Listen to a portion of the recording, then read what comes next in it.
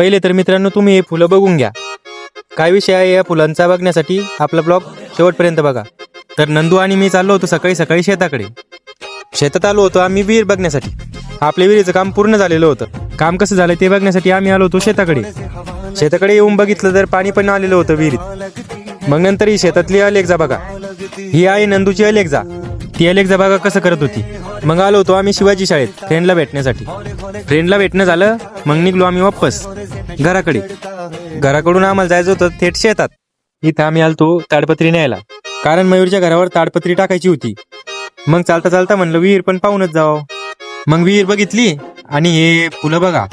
या फुलांचा रंग बनवतात रंगपंचमीच्या दिवशी लहान मुलं जसे की मयूर. मग घरी आलो, इथं नंदू कबूतर उडत होता.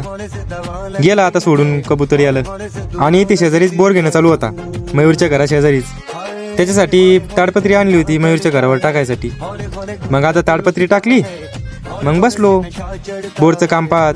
मित्रांनो आजचा ब्लॉग इथेच संपला आणि असेच ब्लॉग बघण्यासाठी आयडीला फॉलो करून ठेवा.